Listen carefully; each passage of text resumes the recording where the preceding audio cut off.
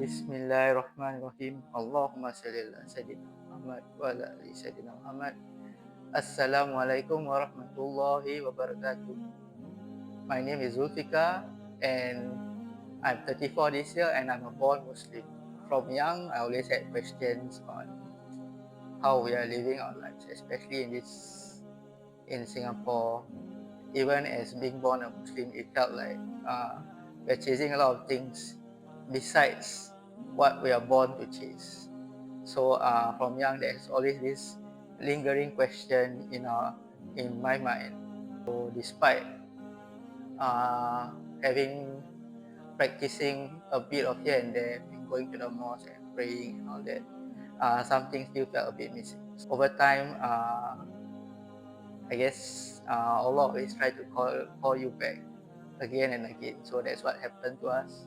The first one was when we are in school and we look around and everyone is studying. But what are we really studying? We are studying to just to earn money. It's not even studying out of interest or studying to be of service to the community.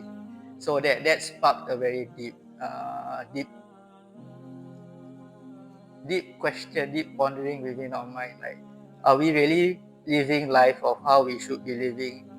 Or are we just chasing things to please other people or to please a part of ourselves that is very worldly? That was the start of it.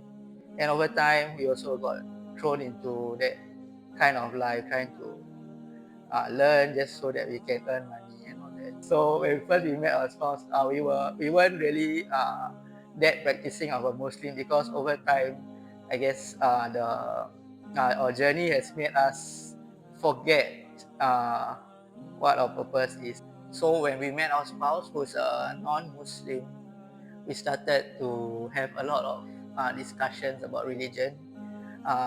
These discussions go quite in depth about how each of our beliefs are, and from then on, we start to weigh this discussion, weigh the different religions, each of what we believe, and see which one was more convincing and which one has more weight and more truth to it. That's when we realized that our religion has more weight, has more truth in it than what we actually know, than what we know when we were growing up, just following the religion of our parents.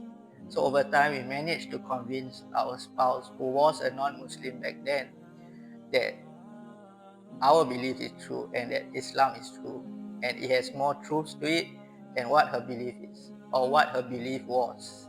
So yeah. So from then on, after that, after convincing her, we got married.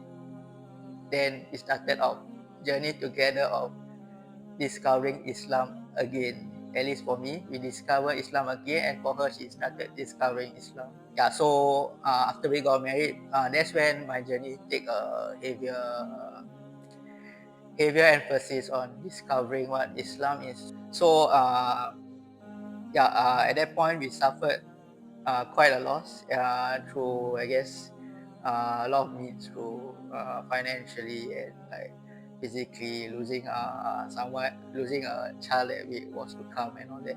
So it was through that loss and through that disturbances that we are getting that we start to find that there are cracks and gaps in how we are practicing Islam and how we are practicing our lives as being a Muslim.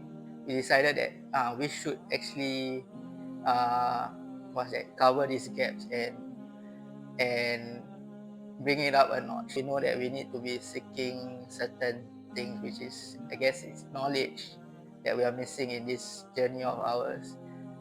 I know that there's in this day and age, the knowledge is everywhere. You can find knowledge everywhere, but what knowledge is just real knowledge?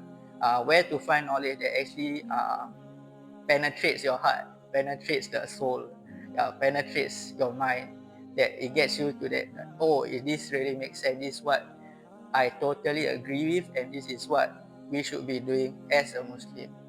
So over time, I think my wife was looking at classes because she's a new convert, right? She's a new Muslim.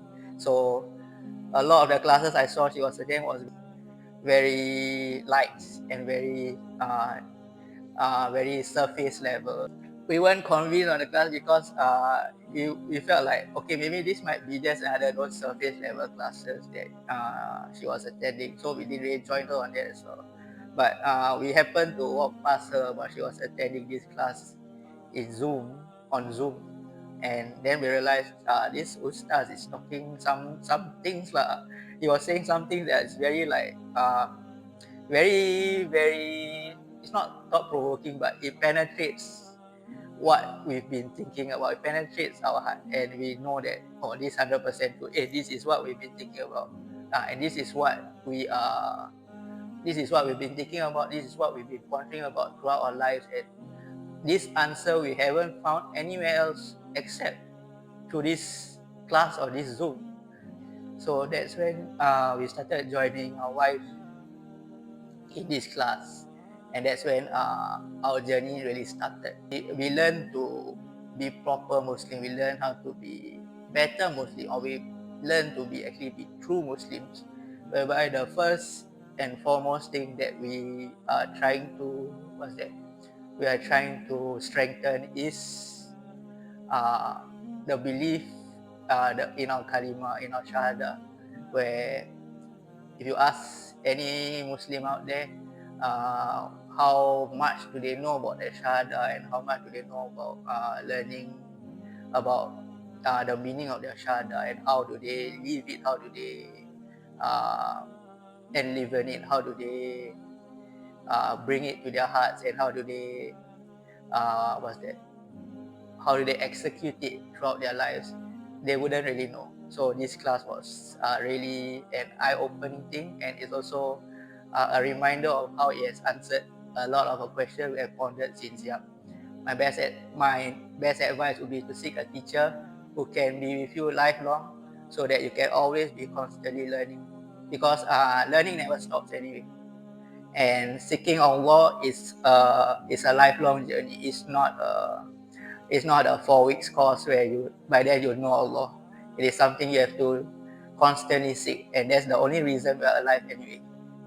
We implore you to join us for our classes. Feel free to join us. There is no loss, but only to benefit. Yeah. Bijai Sayyidina Muhammad Mustafa Sallallahu Alaihi Wasallam. Alhamdulillah Rabbil Alamin. Assalamualaikum warahmatullahi wabarakatuh.